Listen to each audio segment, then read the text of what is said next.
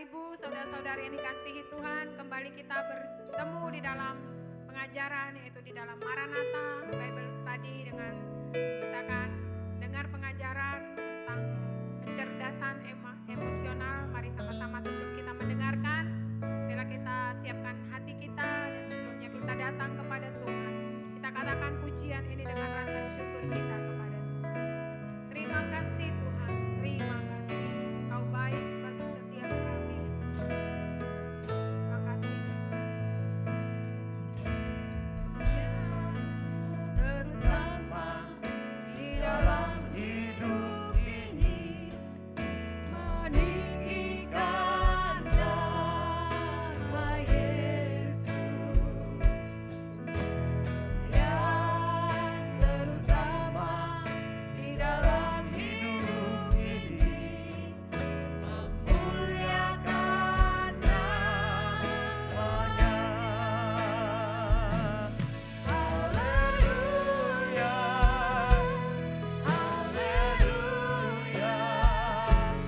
saya mencintai Yesus. Haleluya, haleluya, saya mencintai Yesus. Katakan kepada Tuhan Yesus. Yang terutama di dalam hidup ini, meninggikan nama Yesus. Yang terutama di dalam hidup ini, memuliakan namanya. Haleluya, haleluya,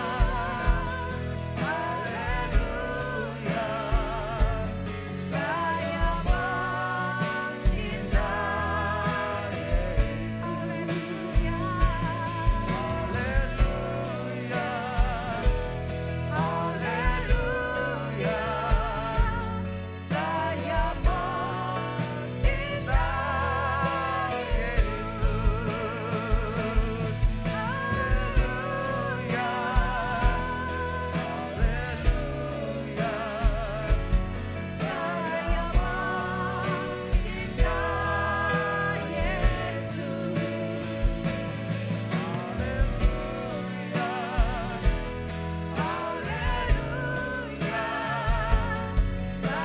mencintai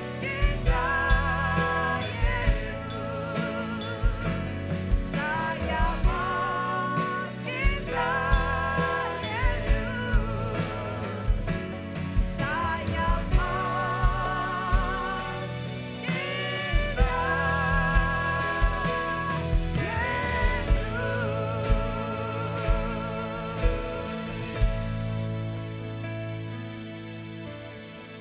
Salam saudara sekalian, kita jumpa lagi.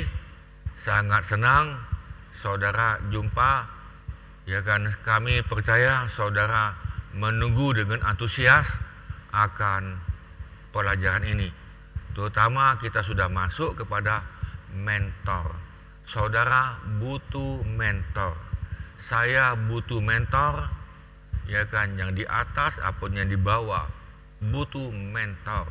Nah saudara, pelajaran yang lalu saudara bisa buka ulang-ulang. Nah itu yang enak tadi. Yang enaknya dalam YouTube ini, saudara bisa buka ulang-ulang dan saudara bisa download, kemudian buka di laptopmu kapan-kapan saja ini. Nah saudara, kita masuk dengan saya butuh mentor.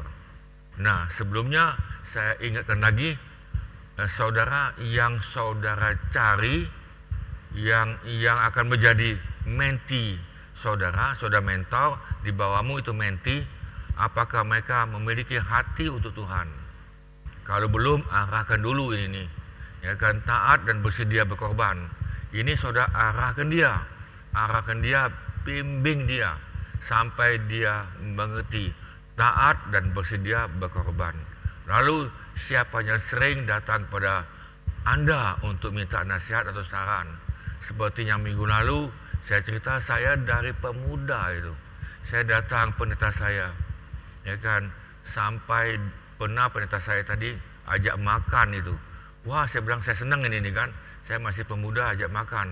Ini saya sudah punya pikiran, nanti dihidangkan itu ada ayam mungkin nih, ada sapi. Saudara, ketika dihidangkan, ya ampun, nasi sayur, sop sayur ini kan, semuanya sayur-sayuran ini.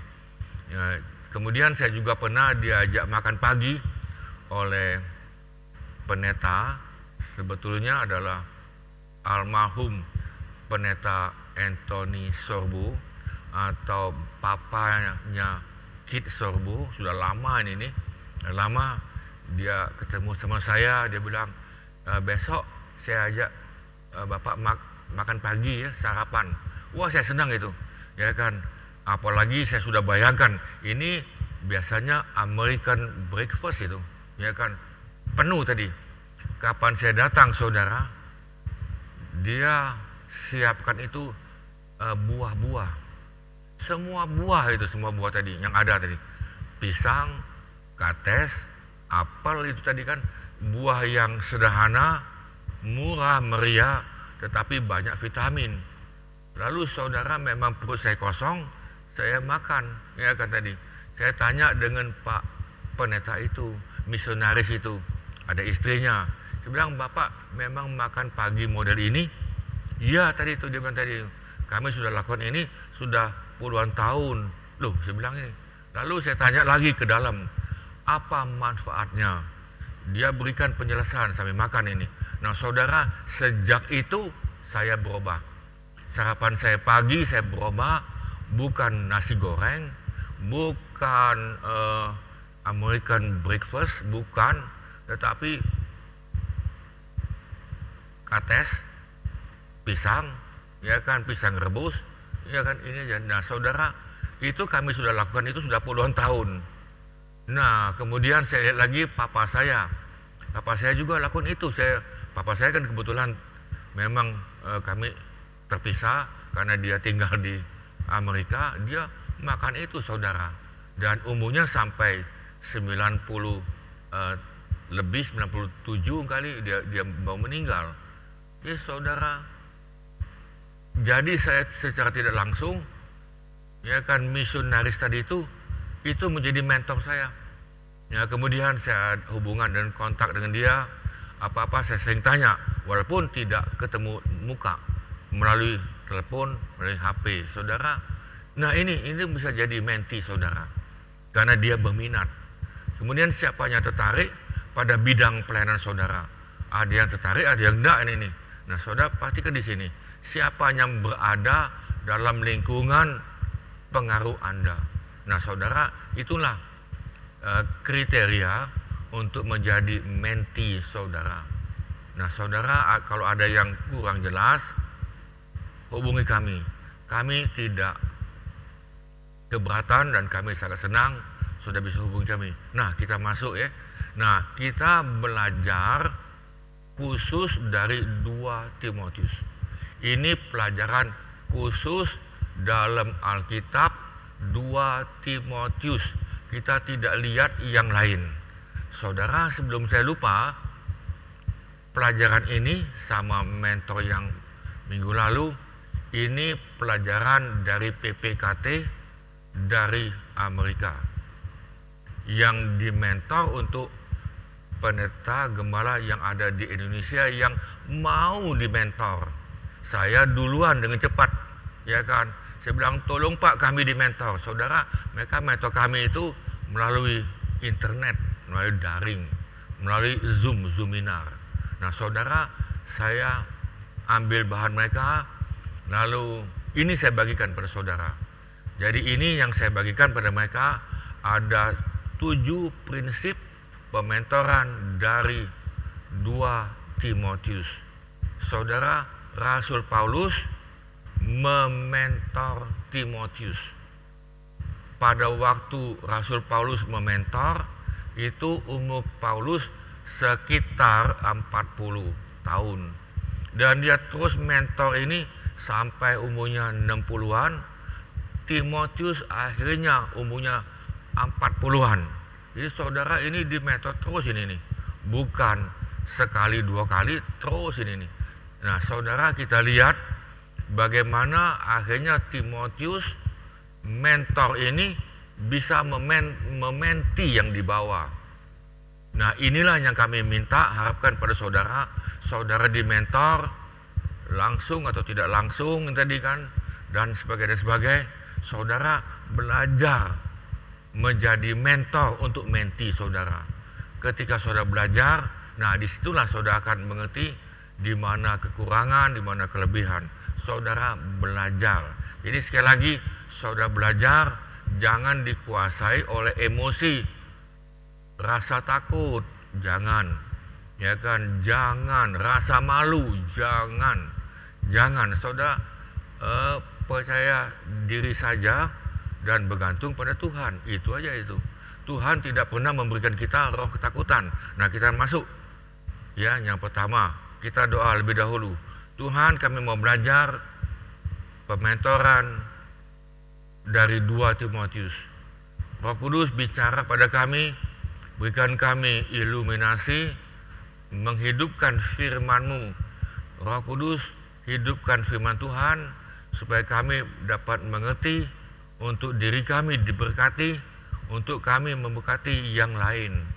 Kami dipimpin, dibimbing oleh Roh Kudus dan diajar, karena Roh Kudus adalah seorang penolong, seorang penasehat, seorang pribadi dari Allah. Mari Roh Kudus hidupkan semuanya, dan kami mohon dalam nama Tuhan Yesus. Amin. Nah saudara, kita masuk yang pertama. Langkah pertama, saudara bisa lihat di layar, ya kan, saya tidak banyak membaca ayat-ayat ini, ya kan, saudara bisa baca karena ini dengan full screen. Jadi layarnya dilebarkan, saudara bisa lihat di HP-mu atau di laptop saudara. Nah ini diambil dari 2 Timotius pasal 1 5-7. Nah, jadi di sini dikatakan bahwa Paulus mengenal Timotius. Dia kenal, bukan tahu, bukan. Dia kenal. Ya kan, dia kenal. Bahkan dia tahu bahwa ibunya Timotius itu namanya Eunike. Kemudian dia juga kenal neneknya Timotius namanya Louis. Nah saudara, dia juga kenal dengan papa Timotius. Saudara, Eunike sama Louis ini itu adalah orang Yunani. Nah papanya Yahudi. Nah saudara, kemudian Paulus lalu mementor mereka ini nih, ya kan, dia lalu berikan semangat untuk pelayanan. Kemudian Paulus kapan ketemu sama Timotius selalu tumpang tangan, selalu ini nih. Saudara, ketika saudara punya anakmu mau ke sekolah, saudara tumpang tangan tiap hari, ya kan, tiap hari. Saudara sebagai guru di sekolah ketemu sama murid, ya kan, tumpang tangan, doakan mereka. Waktu mereka pulang, tumpang tangan lagi. Nah saudara, ini sebetulnya pementoran, ya kan, saudara perlu pementoran. Saya kebetulan sebagian ada 3 cucu saya tinggal di Jakarta. Tiap kali saya ketemu sama cucu saya tumpang tangan dengan mereka. Lalu yuk kita makan, jadikan makan, kemudian kita ngobrol. Waktu makan, saudara, mereka tidak mengerti, di meja makan masing-masing keluarkan senjata lagi, HP, lihat HP semua tadi. Saya bilang jangan model ini, ya kan, ini engkau mau ngobrol dengan cucu, ya kan. Apa tadi kan kita jarang ketemu paling-paling di HP. Yuk kita ngobrol, simpan dulu itu, simpan, dan mereka simpan itu. Lalu kami ngobrol tadi kan. Nah, waktu mau pulang, saudara, saya tumpang tangan lagi pada mereka ini nih. Ini kan satu persatu. Ya karena saudara, kita mengenal mereka, lalu saudara mementor. Nah ini saya dengan cucu ini itu diantaranya tadi itu. Nah saudara, itulah sebabnya kalau ketemu dengan pemimpin atau kita semua, yuk kita ngobrol sambil makan. Nah waktu kita ngobrol sambil makan, saudara, ada unek-unek itu kan bisa dikeluarkan secara tidak langsung. Ya kan saudara, oh gini-gini. Bahkan waktu makan itulah saya mendapatkan banyak saran. Banyak saran. Nah saudara, saya juga minta saran kepada cucu. Nah ini kan cucu saya ini nih. Tetapi saya katakan bagaimana ini? Saya mau dengar mereka. Saya mau dengar yang di bawah. Nah jadi saudara, itu namanya mentor ke bawah. Nah jadi saudara, kita open, lihat. Lalu saya juga ada juga dengan pemimpin gereja yang lebih muda dari saya. Saya tanya mereka ini nih, di mana kekurangan dan yang kekuatan daripada saya tadi, apa yang kuat, apa yang lemah. Ya kan saudara, bisa salah, bisa benar. Enggak apa, ngomong aja itu. Nah saudara, waktu ngomong itu mereka tidak mau agak ramai dia tidak mau. Jadi dia berdua itu cari hari Minggu atau kapan. Dia bisik saya, Om saya mau ngomong sebentar, Om itu begini-begini. Oh ya terima kasih, bilang. Nah dia memberitahukan kelemahan saya, ya kan, ini di bawah loh ini, ya kan. Mereka ini jenisnya adalah jenis masih anak ini kan.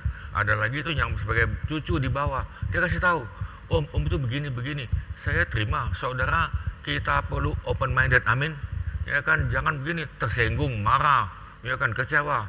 Kalau saudara, bukan itu namanya emosi mengendalikan saudara. Nah saudara belajar sebagai pemimpin, kita jangan model itu. Nah saudara, ini Paulus kenal mereka ini nih. Nah itu pementoran dalam 2 Timotius yang pertama saudara kenal. Nah saudara, kenal ini bisa familimu, bisa dalam gereja, bisa sekitar lingkungan di mana saudara tinggal, bisa ini nih. Nah saudara, kita masuk yang kedua. Nah yang kedua adalah Timotius membantu Rasul Paulus membantu Timotius untuk naik kelas ini nih. Nah saudara, kita berikan kesempatan yang di bawah untuk naik kelas. Jangan mereka mau naik kelas, kita iri hati, suruh mereka jatuh. Itu namanya ilmu kepiting. Ya kan, kita jangan memakai ilmu kepiting. Itu ilmu dipakai dunia. Mereka iri hati, iri ini nih. Lalu dia tidak ingin orang itu naik. Tidak ingin, dia marah dia nih. Nah saudara, bukan itu, bukan. Saudara coba belajar kecerdasan emosi. Nah saudara, Rasul Paulus membantu mereka. Muridnya Paulus bukan satu, ya kan, bukan hanya Timotius, ada lagi yang lain. Muridnya itu kalau saudara baca ada puluhan. Apakah mereka semuanya berhasil? Ada yang tidak. Saya masih ingat dengan Demas. Demas muridnya Paulus, tetapi dia tidak mau lagi di bawah Paulus. Kenapa? Dia cinta dunia, dia cinta uang. Ya kan, ada lagi yang lain. Nah saudara, tetapi walaupun demikian, Paulus tetap membantu mereka naik kelas. Nah kita lihat di dalam, perhatikan di sini 2 Timotius pasal 2 ayat 3 dan 6. Ya kan saudara, di sini dikatakan Paulus mengatakan kamu mesti menderita seperti seorang prajurit. Prajurit itu ada komandan. Nah saudara, prajurit tidak memikirkan hal-hal kehidupan. Tidak. Nah jadi saudara ditekankan kepada muridnya tadi, saudara tidak usah soal kehidupan, karena kehidupanmu itu urusan komandan. Komandan, saudara, ini bicara tentara. Memang kita ikut Tuhan itu memang seperti tentara, tetapi tentara rohani. Saya ulang lagi, rohani, tentara rohani. Yesus tidak mengajarkan kita menjadi tentara jasmani, bukan. Kita rohani, karena musuh kita iblis. Iblis itu dalam alam roh. Nah saudara, dia memakai manusia tentunya. Nah saudara, kemudian ayatnya kelima, Paulus mengatakan seorang olahragawan itu harus disiplin, ya kan, disiplin. Saudara baca Alkitab, disiplin. Saudara berdoa tenggelam dalam firman Tuhan, harus disiplin. Tidak bisa sekali-sekali, tidak bisa. Kita disiplin. Karena apa? Sebagai olahragawan kita akan bertanding, ya kan? Kita akan tanding. Nah, itu sebabnya dalam hidup ini Paulus mengatakan hidup ini seperti pertandingan, dan memang betul pertandingan di dalam kehidupan, ya kan? Nah, saudara, mereka yang berhasil mendapatkan mahkota. Nah, kita yang berhasil setia sampai langkah yang terakhir, Tuhan berikan kita mahkota. Kemudian ayat yang ke-6, Paulus mengatakan kepada murid, kepada Timotius, saudara, ini bukan hanya Timotius tapi murid yang lain, seperti petani, dia nyangkol, dia sirami. Itulah sebabnya saudara, saya mempunyai hobi, tapi bukan talenta, bukan hobi untuk nanam, ya kan. Waktu saya masih muda dulu, saya sering nyangkol itu. Saya senang dengan nyangkol karena saya anggap itu sebagai olahraga. Saya cangkol, ya kan, pakai span pendek dan baju terbuka, ada matahari, saya langsung nyangkol pelan-pelan itu kan. Nah, kalau tidak pernah nyangkol, langsung nyangkol, nah saudara, sakit pinggang itu bisa sebulan itu. Tapi saya pelan-pelan itu, saya belajar pelan-pelan dulu. Nyangkol tadi hanya 2 menit, 3 menit sudah cukup. Nanti pelan-pelan besok lagi, nyambung lagi. Akhirnya saya bisa nyangkol itu dalam waktu setengah jam. Karena saya bukan petani. Nah saudara, waktu nyangkol tadi itu saudara, kita membalik-balikan tanah, kemudian disiram, ya kan, kemudian kita rawat. Kalau ada rumput atau alang-alang, nah itu mesti dicabut. Nah saudara, petani setelah dia bekerja keras sekian bulan, saya contoh seperti ubi itu kan ya, dalam waktu 6 bulan, nah dia ada hasil.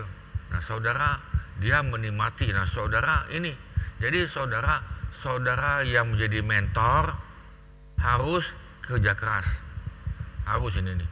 Jadi saudara belajar supaya yang di bawah itu supaya naik kelas ini. Nah saudara, kita masuk yang ketiga. Yang ketiga, Paulus mengajarkan utamakan kedewasaan pribadi. Saudara mementor seorang, saudara, kita usahakan ini supaya dia dewasa rohani ini nih. Memang umurnya mungkin 40 tahun, mungkin nih ada umurnya 60 tahun ini, tapi saudara coba diajar dewasa rohani. Nah saudara tahu dewasa rohani, jangan sebentar ngambek, ya kan, sebentar ngancam-ngancam, ini kan, lempar ini lempar itu, ya kan, bukan marah-marah, bukan. Nah itu kan anak-anak itu, ya kan, anak-anak remaja model gitu. Nah saudara ajarin ini, nah ajarin supaya dewasa. Nah tentunya saudara butuh waktu, jelas. Nah saudara, kita ambil dari 2 Timotius 2 ayat 20 sampai 22. Saudara, Paulus katakan di dalam rumah, ya kan, dalam rumah ada perabotan. Nah ini kasih tahu, perabotan itu ada emas, perabotan yang terbuat dari emas, ada terbuat dari perak, tetapi ada perabotan dibuat dari kayu. Tentunya perabotan kayu dengan perabotan yang diukir ada emas kan lebih mahal kan, nah lebih mulia itu. Nah kayu adalah untuk yang kurang mulia. Nah kita lanjut, nah, ayat 21 ya. Nah kemudian dikatakan lagi bahwa kita perlu menyucikan diri dari yang jahat. Nah, ini perlu diajarin ini. Diajari pada murid saudara, yuk kita melepaskan yang jahat. Melepaskan supaya saudara menjadi mulia di hadapan Tuhan. Nah, saudara, wanita itu dalam Petrus itu saya kutip sedikit, wanita itu perhiasannya bukan emas, bukan kepang-kepang, tetapi wanita itu kemuliaannya adalah hidup dalam kekudusan. Nah, itu kemuliaan, bukan jual murah, bukan. Nah, saudara, kemudian supaya kita mulia dan kita semakin dewasa, jauhi nafsu anak muda. Anak muda itu saudara beringasan, ya kan, saya dulu menjadi muda dulu, ya kan, saya tahu apa artinya nafsu orang muda, saya tahu karena saya sudah ngalami. Tetapi saudara semakin dewasa, kita tinggalkan itu. Jangan sudah jadi kakek, nenek, masih nafsu orang muda. Nah, saudara, kita perlu mengejar keadilan. Mengejar, saudara, kejar ini keadilan, kesetiaan, belajar. Nah, ini dewasa ini. Dia setia dengan keluarganya, setia dengan Tuhan, setia dengan pasangan hidup, setia dengan gereja, setia dalam pelayanan. Kemudian ada kasih, ya kan, kasih itu agape dan damai. Damai dengan semua orang yang punya hati yang sama-sama murni mau melayani Tuhan. Nah, saudara, ini namanya membantu untuk mereka semakin dewasa. Bisa katakan amin. Nah, ini saudara menjadi mentor.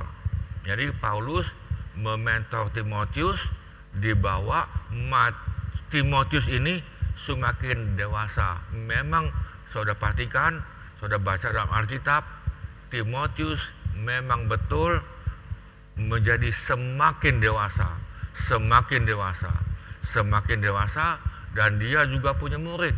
Timotius punya murid, muridnya juga banyak, dan muridnya juga tuh berhasil. Nah, saudara, kita masuk yang keempat. Yang keempat, saudara sebagai mentor, murid saudara, murid ini, menti saudara, menti, lindungi mereka, lindungi, jaga mereka, jaga dari mana? Karena mereka ini akan bergaul dengan masyarakat. Ada orang beracun, ada yang sifat merusak, termasuk orang Kristen, ya kan. Nah, saudara, dalam pergaulan di masyarakat atau dalam gereja, saudara bisa lihat semuanya anak Tuhan. Dari jauh gandum ini nih, dari jauh, padahal kalau kita dekat ada gandum, ada alang-alang, ya kan. Dari jauh kita lihat, oh ini padi, ini padi, ya kan. Saya pernah naik kereta api, saya bilang, wah ini sawah ini padi semua hijau, ya kan. Lalu ada kawan saya katakan, enggak kau, itu di situ ada alang-alang, itu yang kau lihat itu bukan padi, dia bilang, itu alang-alang. Nah, saudara, dari jauh kelihatan anak Tuhan, sudah didekati anak hantu. Nah, saudara, lindungi mentimu ini, harus lindungi ini, harus lindungi. Lalu siapa orang beracun itu?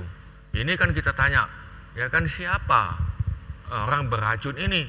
Ya kan, orang Kristen beracun, orang Kristen sifatnya merusak. Saudara jangan pikir, oh ini pendeta. Oh saudara, hati-hati, ada pendeta beracun. Saya bukan nakut-nakuti saudara. Ada pendeta sifat merusak. Kalau saya mau cerita panjang ini. Nah, saudara, siapa itu? Nah, kita lihat di dalam 2 Timotius ayat 3 sampai 5. Kita lihat dengan pelan-pelan ini. Saudara lihat di dalam layarmu, lihat, ya kan, kita buka dengan pelan-pelan. Saudara, ayat pertama dikatakan, ketahuilah, sadarlah bahwa pada hari-hari terakhir akan datang masa apa? Yang sukar. Nah, kita ini semakin ujung akhir zaman, ya kan, the last day, hari terakhir. Nanti kita belajar setelah IQ ini habis, kita belajar namanya jam hari kiamat. Nah, ini akan datang masa sukar. Apa itu? Manusia mencintai dirinya sendiri. Ya kan, apanya aku dapat? Ya kan, apanya aku peroleh? Dia mencintai dirinya sendiri. Perkataan lain, egois. Pada zaman ini semakin banyak manusia mencintai dirinya sendiri, termasuk orang Kristen. Nah, saudara, menjadi hamba uang, seharusnya hamba Tuhan, tapi ngakunya hamba Tuhan, faktanya di lapangan hamba duit, membual, cerita ini, tukang bohong, ya kan, membual. Saudara tahu membual itu, tukang bohong itu. Dia ngomong ini, dia ngomong itu, saudara. Aduh, ini jual kecap nomor 1 ini. Kemudian apa lagi?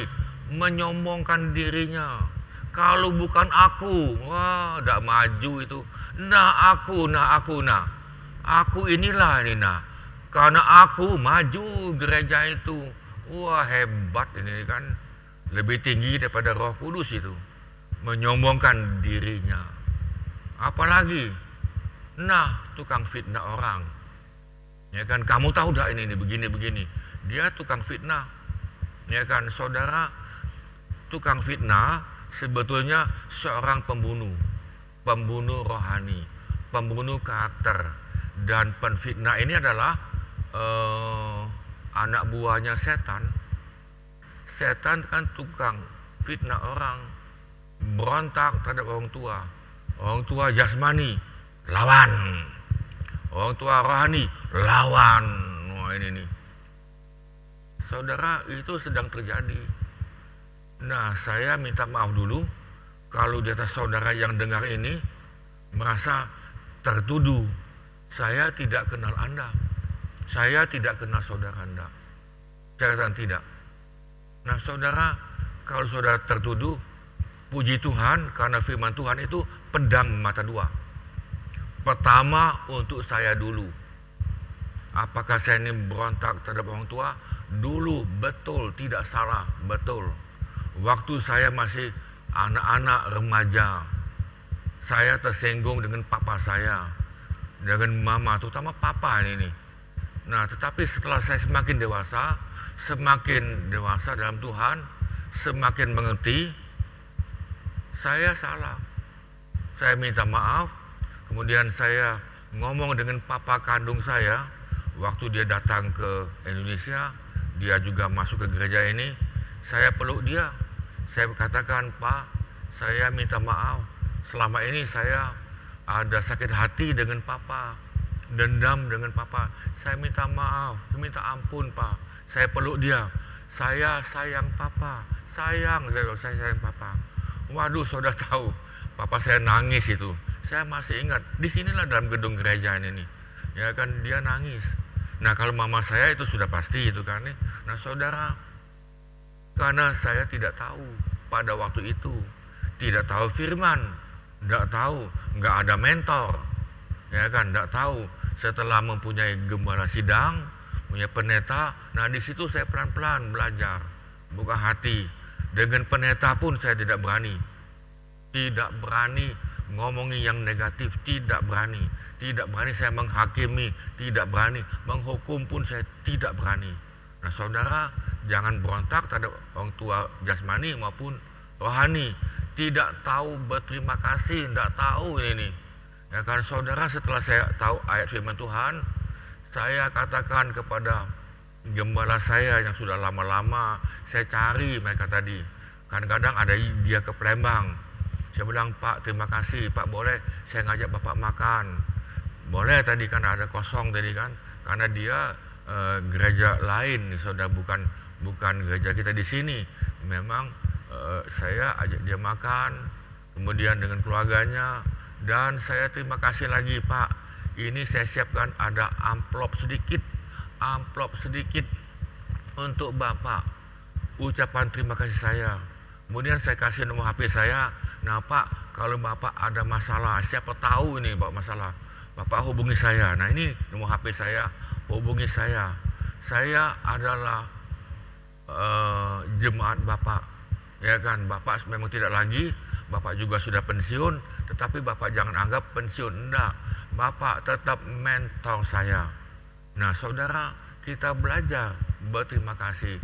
Zaman ini saudara tahu, banyak manusia tidak tahu berterima kasih.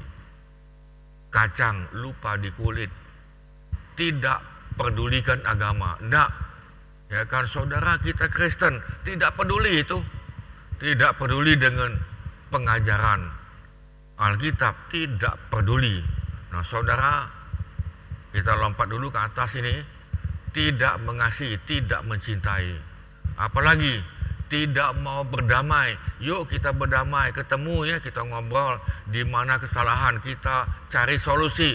Dak, dia bilang, ya kan, dak mau ini, tetap musuhan, ya kan, tetap perang, sungguh hidup.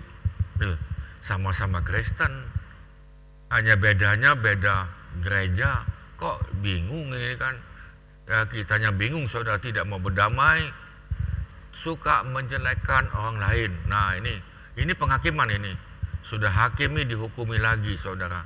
Tidak dapat mengekang diri. Marah-marah, meledak-meledak. Ya kan? Saudara ngomong ini, ngomong itu, sekena-kena perut, jerat-jerit. Nah saudara, apalagi suami istri, piring terbang. Yang saya katakan tadi, kan saudara coba belajar, padahal saudara sudah dewasa. Apalagi saudara sudah jadi kakek dan nenek. Nah garang, tahu garang tadi itu, arogan, ganas, tidak suka yang baik, tidak suka, pokoknya balas. Ya kan tadi, suka mengkhianat keluarga, mungkin suami istri, mengkhianat gereja, mengkhianat atasan yang lain. Dan lagi lucu lagi, belagak tahu, ya kan, tidak berpikir panjang, tidak berpikir panjang, hanya pikir pendek saja, lebih menuruti hawa nafsu daripada menuruti Allah. Nah ini saudara, secara lahiriah menjalankan ibadah, secara lahiriah dia ke gereja, kemana? Ke gereja, mana? Melayani, mana? Khotbah, mana tadi itu? Melayani. Tetapi secara lahiriah mereka menjalankan ibadah. Nah saya perhatikan ini, tetapi pada hakikatnya kuasa ibadah tidak ada, kuasa Roh Kudus tidak ada pada dia, kuasanya mengubah hidupnya oleh firman Tuhan tidak ada pada dia. Dia hanya ibadah, melayani secara lahiriah. Nah saudara, jenis ini apa kata Alkitab? Jauhi mereka. Nah jadi saudara sebagai mentor, saudara lihat mentimu di bawah, ya kan, pesan wanti-wanti, ya kan, kalau kamu ketemu dengan ini, yang ini, jauhi mereka, dijauhi. Saudara tahu dijauhi, bukan didekati, bukan dijadikan kawan. Yuk sama-sama makan, sama-sama ngobrol, saudara akan terkena. Nah saudara, yang kelima, saudara belajar menjadi teladan. Mentor itu menjadi teladan, miliki gaya hidup yang pantas diteladani. Gaya hidup, saudara perhatikan ini, gaya hidup. Saya ketemu dengan pendeta-pendeta saya, termasuk misionaris, ada puluhan itu.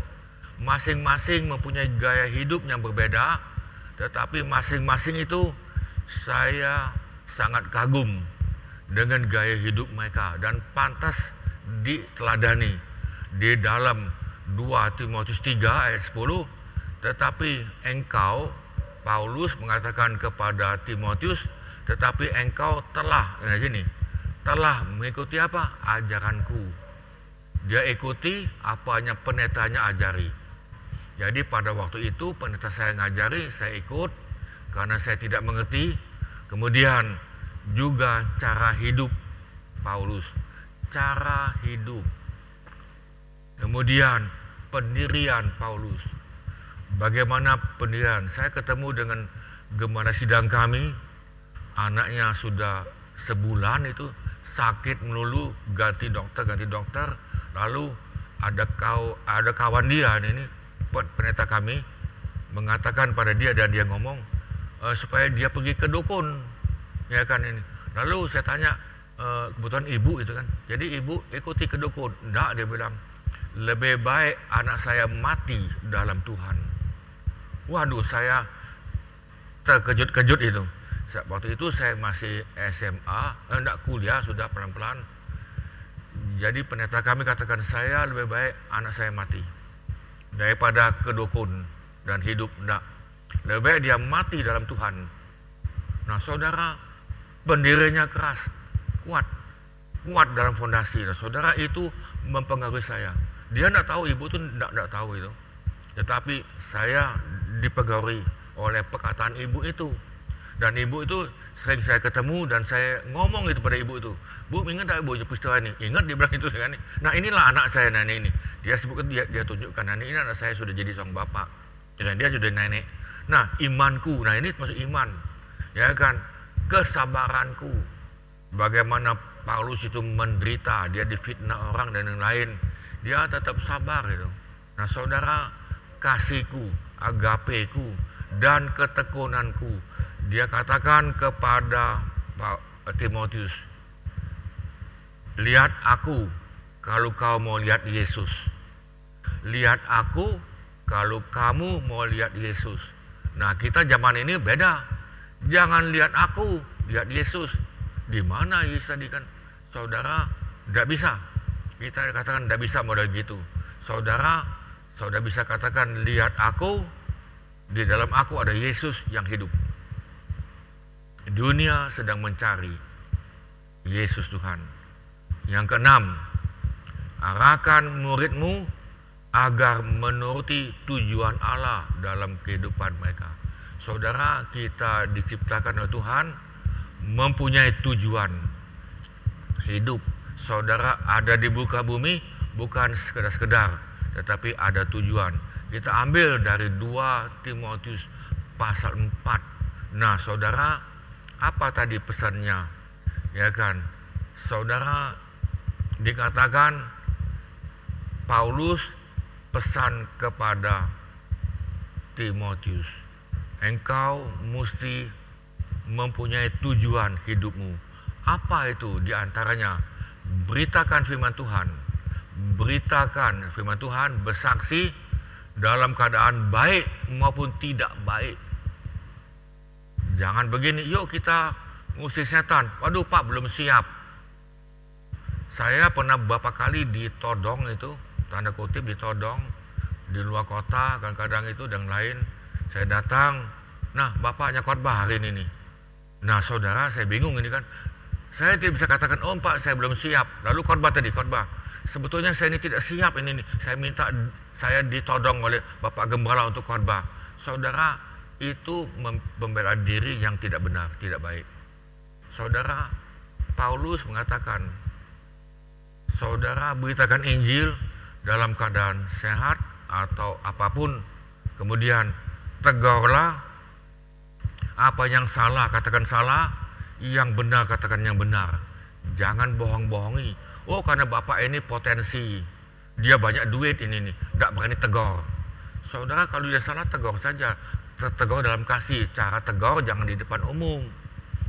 Berdua, ajak ngomong, ajak ngobrol. Nah saudara, dalam 2 Timotius 4 ayat 5, tetapi kuasailah dirimu dalam segala hal, kuasai. Nah ini bisa terjadi kalau saudara menjalankan kesadaran emosi. Kesadaran emosi saudara bisa kuasai dengan pertolongan Roh Kudus. Saudara sabar menderita. Ya kan, saudara menderita dalam keadaan, jangan katakan tuh putus asa, aku cabut, aku out. Sabar, karena ada maksud dalam penderitaan. Karena saudara adalah anak Tuhan. Lakukan pekerjaan pemberitaan Injil terus ini nih, dan tunaikanlah tugas pelayananmu. Selesaikan dengan tanggung jawab. Nah saudara, yang berikut adalah jangan membentuk mereka menjadi gambar saudara, jangan. Itu salah itu. Ya kan, karena Tuhan buat kita masing-masing berbeda. Saya tidak punya talenta untuk nyanyi, di antaranya saya mana mau nyanyi, ya kan? Saya nyanyi, suara saya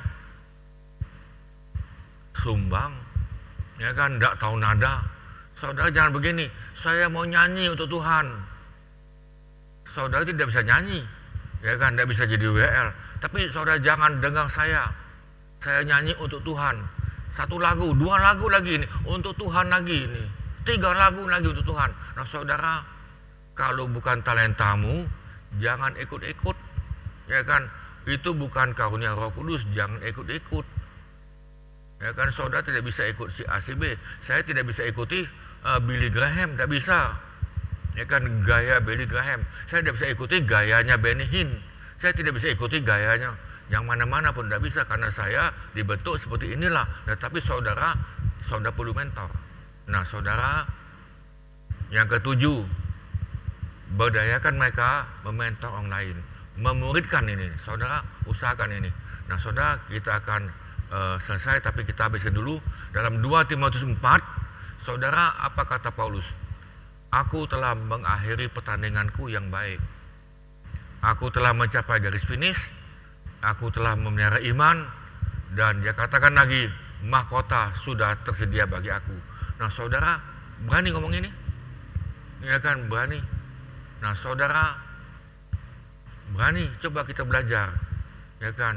Sekarang telah tersedia bagiku mahkota kebenaran yang akan diberi, yang akan dikaruniakan padaku oleh Tuhan, hakim yang adil pada harinya, tetapi bukan hanya kepadaku, melainkan juga kepada semua orang, semua yang merindukan kedatangannya Tuhan. Saudara, yang ketujuh adalah saudara ajari muridmu supaya dia bisa mementor yang lain.